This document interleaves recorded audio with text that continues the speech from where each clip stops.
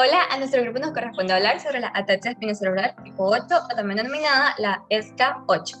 Nuestro grupo corresponde por Víctor Volante Rengifo, Rafael Camargo, Darwin Negra y mi persona, Rachel Pinzón.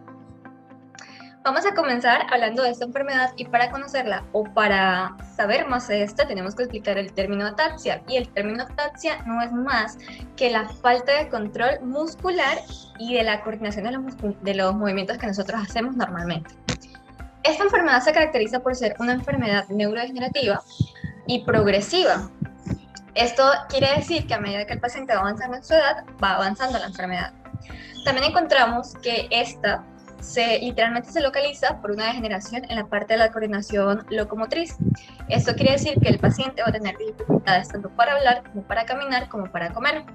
Encontramos que es una enfermedad característica por una serie de nucleótidos que vendría siendo citosina, timina, guanina y los nucleótidos de citosina, adenina, guanina. Eso se representa en el gen ATXN80S, cuyo complemento va a ser el gen ATNX8. El gen ATNXN80S se encuentra en el brazo largo del cromosoma 13 y esto codifica pues la enfermedad como tal. En los síntomas que tiene la persona que padece esta enfermedad, como ya se los había mencionado un poquito antes, vamos a encontrar lo que vendría siendo la ataxia, que es la falta de control en sus movimientos, la inestabilidad al momento de caminar, para hablar y comer, tanto los reflejos hiperactivos, es decir, el paciente o la persona que sufre de esa enfermedad va a tener muchos movimientos involuntarios. Encontramos también de que la enfermedad es una enfermedad autosómica dominante. Esto quiere decir que puede ser la madre o el padre portador de un alelo, el hijo automáticamente tiene el 50% de adquirir esa enfermedad.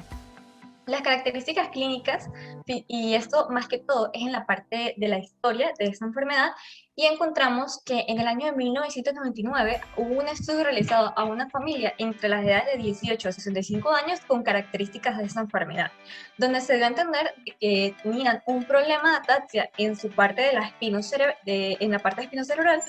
Y esto quiere decir que es autosómica dominante, es decir, uno de los portadores de esta familia tenía el alelo dominante de esa enfermedad y se lo pasó a sus hijos y así sucesivamente. Encontramos que esta familia tenía lo que vendría siendo los síntomas que es la inestabilidad al caminar, al hablar, al comer, entre otras sintomatologías, pero la característica principal que se reflejó en este caso fue la inestabilidad en la marcha. En el 2000 encontramos que se investigó más a fondo sobre esta enfermedad y encontramos que lo que se buscó fue admitir el triplete que denomina o que codifica esta enfermedad y que vendría siendo el CTG. Esto quiere decir que, con lo que les venía diciendo anteriormente, tiene mucho sentido porque esto se localiza específicamente en el gen ATN580S, también denominado el gen ESCA8. Esto en este año se denominó que es una enfermedad dominante tipo 3. Posteriormente, en el 2005, se hubo una expansión clínica donde literalmente asocian esta enfermedad con lo que vendría siendo enfermedades ya mentales relacionadas a lo que vendría siendo la depresión y a trastornos, y en mucho complemento o incluso todo en estudio a la esquizofrenia. En el 2006 hubo un caso de un padre y un hijo quienes tenían esta misma enfermedad y se diagnosticó mediante lo que vendría siendo la dificultad para el habla, para tragar, y presentó más que todo una rigidez en su cuerpo que casi no le permitía la movilidad. Ok, los síntomas y manifestaciones, como ya lo venía diciendo, entonces se va a hacer como un resumen de la enfermedad, que las personas van a tener la distrarcia, el arrastre al caminar, no va a poder hablar adecuadamente y puede tener disfagia. Esto quiere decir que al momento de comer la persona se puede atragantar. También encontramos que esta enfermedad es polineuropática, es decir, que ella literalmente va a afectar los nervios de nuestro cuerpo. Aquí vamos a tener que las contracciones musculares van a ser muy involuntarias y tan intermitentes que también se les puede asociar a un mal diagnóstico como vendría siendo el Parkinson, el síndrome del Parkinson.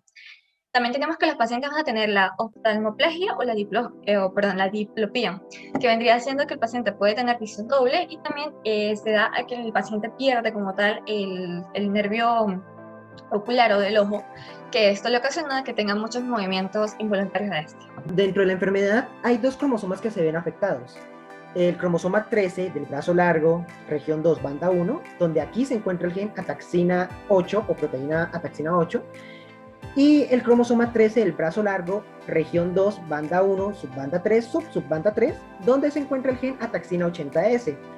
Estos dos van a estar relacionados con la producción de la proteína poliglutamina, que es la que al final, al momento de acumularse demasiado, provocará daño en el sistema nervioso.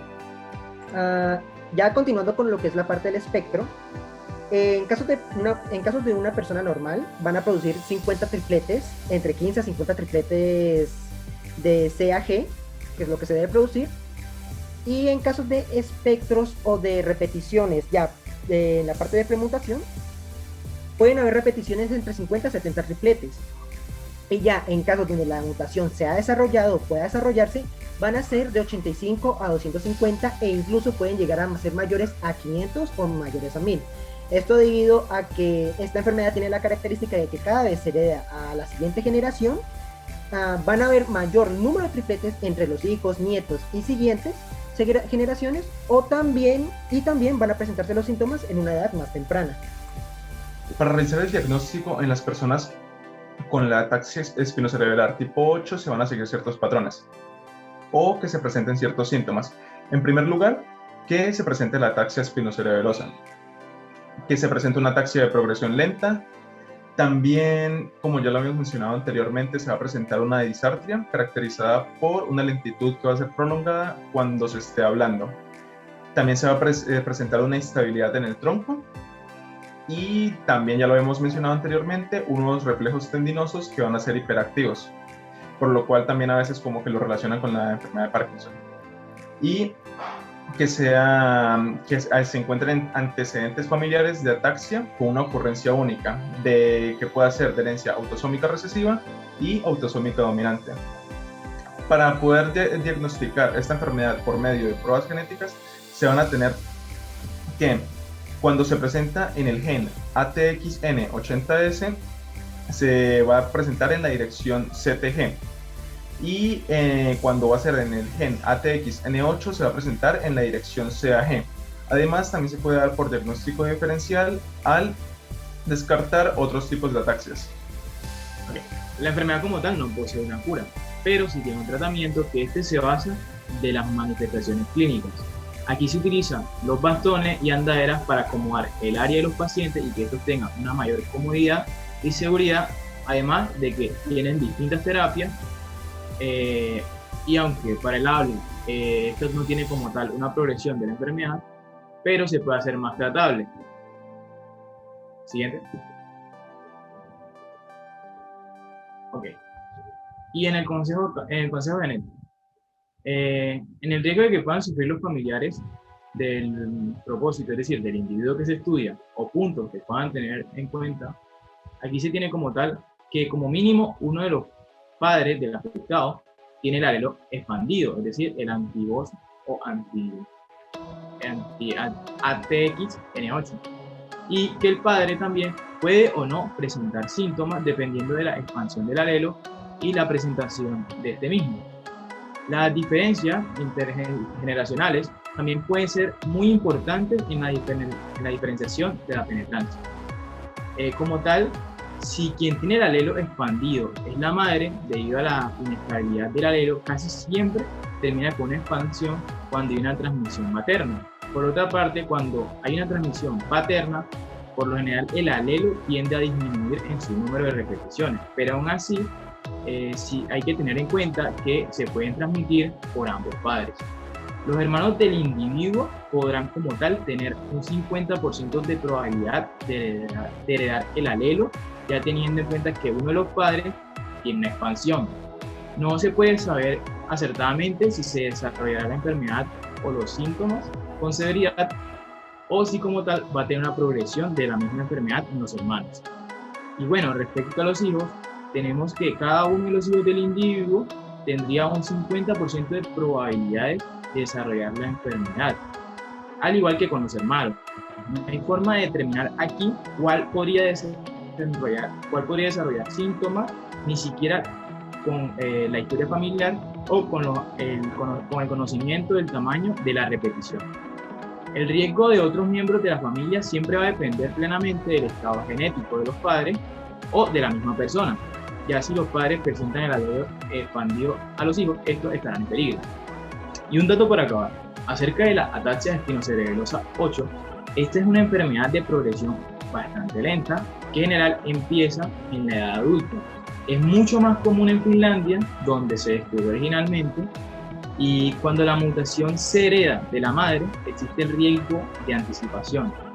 El síntoma predominante por lo general es la ataxia, que ya nos había explicado nuestra compañera Rachel, pero también pueden aparecer síntomas muy similares a la enfermedad tanto de Parkinson como el deterioro de las funciones cognitivas, que las articulaciones sean incontroladas y existe una desigualdad en este mismo sistema característico. Existen otras formas de ataxia espinocerebrosa hereditarias dominantes, pueden ser la SCA4, 5, 9 y de la 10 hasta la 36, pero estas ya son muy raras. La mayoría de ellas se han descrito en muy pocas familias de todo el mundo.